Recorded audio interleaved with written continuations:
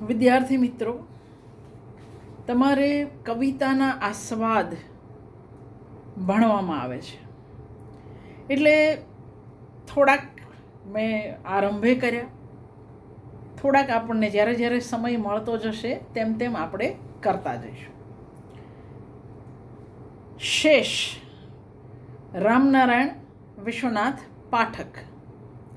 શેષના ઉપનામે કવિતા લખી, દ્વિરેફના ઉપનામે વાર્તાઓ લખી, સ્વૈર વિહારીના ઉપનામે જેમણે આપણને નિબંધો આપ્યા, એ શેષની કવિતાઓ.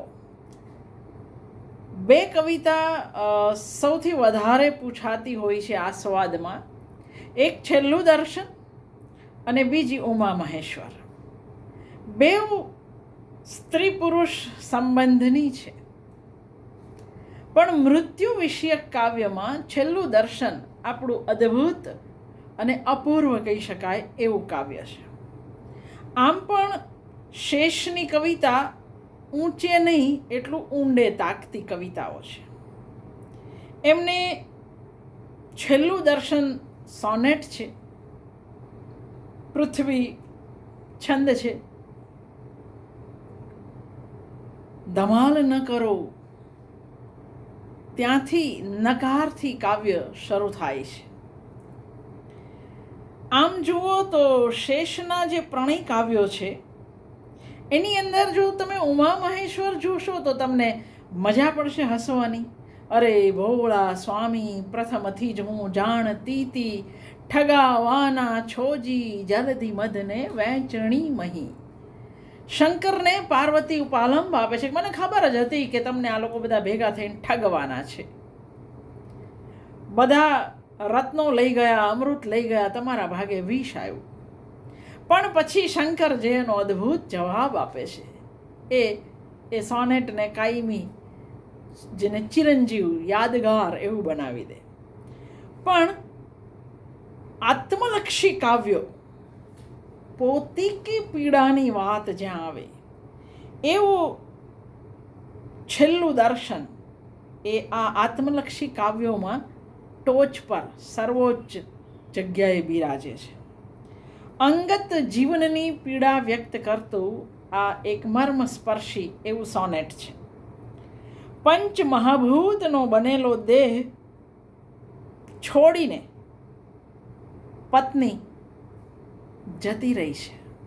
એના દેહ પાસે હજુ આ પંચ મહાભૂતનો બનેલો દેહ હજુ અગ્નિને નથી સોંપાયો. પતિ એની બાજુમાં બેઠેલો છે અને એ વિચારે છે. અગ્નિ મિલન અને વિરહ બંનેનો સાક્ષી છે. એટલે છેલ્લી પંક્તિ એવી છે. પહેલી પંક્તિ છે ધમાલ ન કરો. જરાય આંખ ભીની થવી જોઈએ નહીં. કારણ કે જો જીવનને આપણે ઉજવી શકતા હોઈએ તો મૃત્યુને આપણે મંગલ કેમ નથી માની શકતા. પત્ની જે દિવસે જિંદગીમાં આવી ત્યારે પેલો લગ્ન મંડપ મધ્યનો જે યજ્ઞ હતો એનો આગ સાક્ષી હતી. અને હવે જ્યારે એ કાયમી ધોરણે વિદાય લેશે ત્યારે પણ અગ્નિ જ મળ્યા. તુજ સમીપ અગ્નિ, તુજ સમીપ જુદા થયા. તો એ ટાણું શા માટે શોકનું ટાણું? એ પણ મંગલમય, મૃત્યુ મંગલમય ન હોઈ શકે. એવી કલ્પના અન્ય મૃત્યુમાં કરવી સહેલી છે, પણ પત્નીના મૃત્યુમાં કરવી બહુ અઘરી છે. તો પંચ મહાભૂતનો બનેલો દેહ છોડીને પત્ની જઈ રહી છે ત્યારે નાયક વિચારે છે. અગ્નિ એના મિલન અને હવે પછી આવનારા વિરહ બંનેનો સાક્ષી છે, પણ કેવો સાક્ષી? નિર્લેપ. એને ન મિલનનો આનંદ હતો, ન અત્યારે વિરહની પીડા છે. એ તો માત્ર તટસ્થ સાક્ષી ભાવે ત્યારેય હતો અને આજે પણ છે. તત્વ એકનું એક જ છે, અગ્નિ. પણ ભિન્ન પરિસ્થિતિમાં એનું કર્તવ્ય ભિન્ન બની ગયું છે. મનને આકુળ વ્યાકુળ કરનારી પરિસ્થિતિમાં નાયક, કાવ્યનો નાયક પાંપણો પર તોળાઈ રહેલા અશ્રુઓને ખરવા નથી દેતો. નયન વારી થંભો જરા, આંખના અશ્રુઓને કહે છે, વારી એટલે પાણી. નયન વારી થંભો જરા, નહીં નૈન ભીના, આંખ ભીની નથી કરવાની. કેમ? તો કૃતાર્થ થવા માટે. ચહેરાનું સૌંદર્ય કાયમ માટે ખાખ થઈ જાય એ પહેલાં એ સૌંદર્યને કાયમ માટે દૃષ્ટિ દ્વારા ચિત્તમાં સંઘરી લેવા કાવ્યનો નાયક ઈચ્છે છે. હૈયું વિદારી દેતી દારૂણ વ્યથા અહીં બિલકુલ સ્વસ્થ ભાવે કવિએ નિરૂપી છે. આપણા બહુ ઓછા મૃત્યુ કાવ્યોમાં મૃત્યુ એના કરાલ રૂપને પ્રગટાવ્યા વગર આવ્યું હશે. અહીં મૃત્યુનું માંગલ્ય દર્શાવ્યું છે. પ્રણયની અને જીવનની કૃતાર્થતા અને કરુણતા એમ બધા ભાવ અહીં શેળભેળ થઈ ગયા છે. અહીં તત્વજ્ઞાનીનું તાટસ્થ્ય નથી, પણ સાચા પ્રણય વીરનો સંયમ છે આ કાવ્યમાં.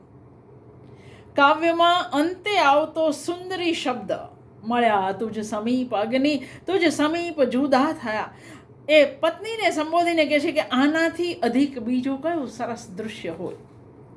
તો આ જે સુંદરી શબ્દ છેલ્લી પંક્તિમાં આવે છે, એ દેહમાંથી જ્યારે જીવ ખસી ગયો છે ત્યારે આ સુંદરી શબ્દ એક નવો જ અર્થ આપણા માટે લઈને આવે છે. આ જે વિયોગ છે એ 2-4 દિવસનો નથી, આ સનાતન વિયોગ છે. અને ત્યારે પ્રિયજનના સૌંદર્યને જરા પણ ખંડિત થવા દેવા માંગતો નથી કાવ્યનો નાયક. બાજુમાં મૃતદેહ હોવા છતાં અહીં વિષાદનું ઘેરું ગાન એને નથી ગાવું. શોકના ભાવ પર પ્રેમના ગૌરવની છાયા એ લહેરાતી આપણે જોઈ શકીએ છીએ.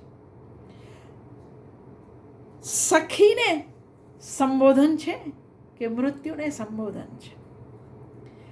ધમાલ ન કરોના ઉદ્ગાર એક સંયમી અને સ્વસ્થ માણસના અંગત વ્યથાને બિન અંગત ગણવા કરતાં એ ગણાવવા મથતા એક પત્નીના અવસાન પ્રસંગે પરાણે દબાયેલા ડુસકા જેવો અવાજ છે. એવું નથી કે પીડા નથી થઈ, એવું નથી કે સ્વસ્થ ભાવે એ ધમાલ ન કરો, નયનવારી થંભો જરા એવું કહે છે. પીડા છે, દબાયેલું ડુસકું પણ છે, પણ આ સૌંદર્યને આંખમાં સાચવી રાખવું છે. આ વિરહ કાયમી છે. તો પ્રિયજનને જેટલા પ્રેમથી જિંદગીમાં આવકારેલા એટલા જ પ્રેમથી હવે વિદાય પણ આપવાની છે. તો એક પરાણે દબાવેલું ડુસકું આપણા કાન પકડી શકે છે.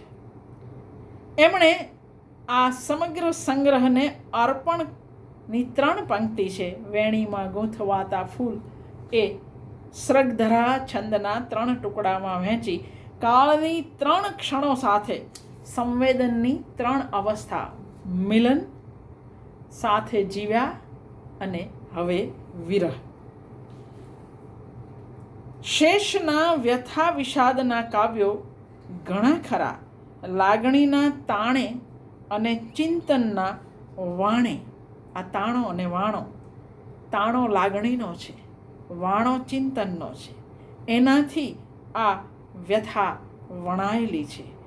પણ વિષાદ ન કરવો એ તત્વદર્શનને ઠાવકી શિખામણની રીતે નથી આપતા. આ દૃશ્યને ચિરંજીવ બનાવવું છે. આ સૌંદર્યને આંખમાં આંજી લેવું છે.